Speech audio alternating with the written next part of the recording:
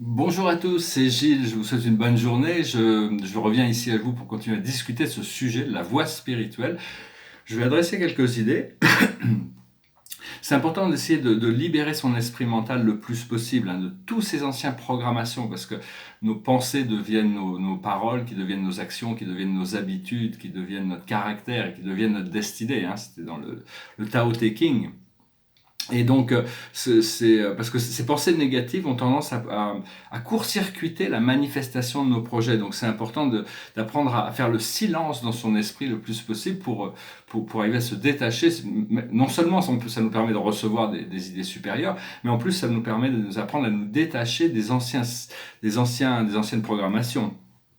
Pour beaucoup, ici, c'est la dernière incarnation dans le monde physique. On va pouvoir bien, ça dépendra, mais a priori, après ça, on devrait pouvoir continuer nos incarnations dans des sphères beaucoup plus éthérées. Et donc, ce qui se passe, c'est qu'on est en train de se réveiller, on est en train de réveiller le monde aussi.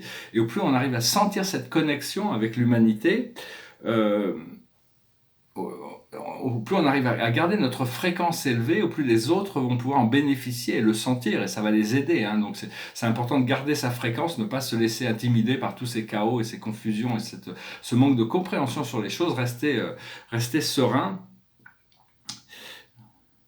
Il faut aider tous ces gens qui sont en train de passer à travers ce procédé mental là, du coronavirus, leur permettre d'abandonner la peur et savoir que tout va bien se passer. C'est rien, c'est juste un emballement psychologique qui a été étudié justement pour cultiver la peur. Et je tirais quelques cartes.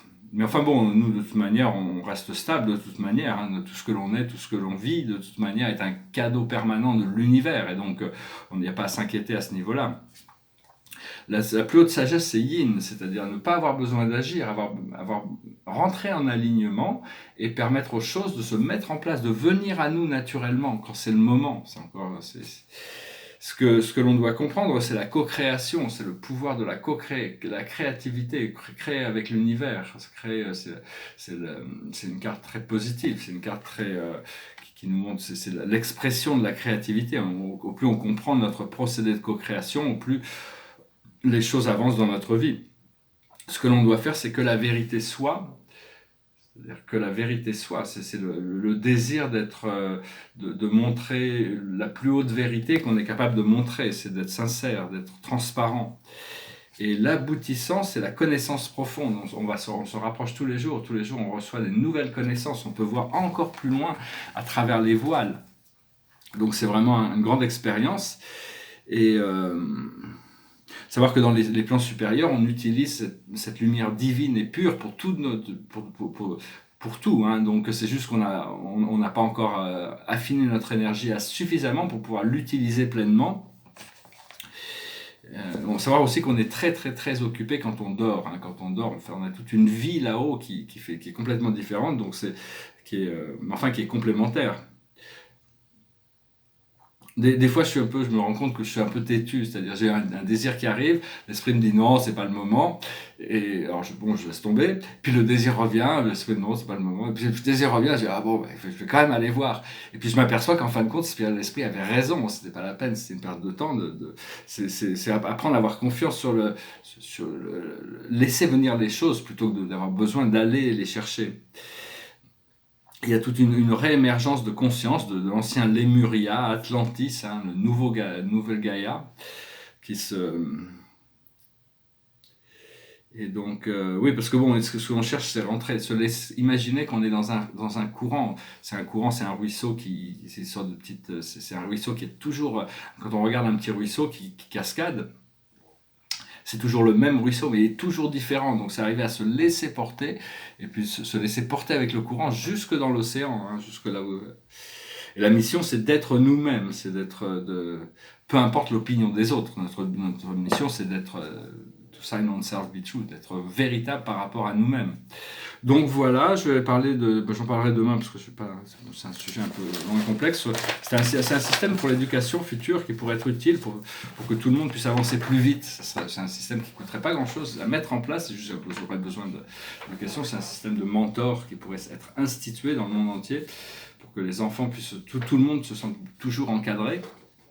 Et donc ici, c'est une porte stellaire, ça s'appelle Higher Self, moi supérieur. C'est un tableau qui a été fini en 2019, mais qui est un peu des mêmes périodes que celui-là, qui est de 2015. C'est un peu les mêmes périodes. C'est une scène, alors c'est très très complexe, il y a plein de choses dans cette scène. Je vais chanter une petite chanson. Et je vais finir avec tirer une carte. Et it goes like this. C'est une chanson, je crois que c'était Frank Sinatra. Fly me to the moon and let me play among the stars. Let me see what spring is like on Jupiter and Mars. In other words, hold my hand. In other words, baby, kiss me. Fill my heart with song and let me sing forevermore. You are all I long for, all I worship and adore. In other words, please be true. In other words, I love you. Voilà, une petite chanson juste pour finir en musique. On crée quelques notes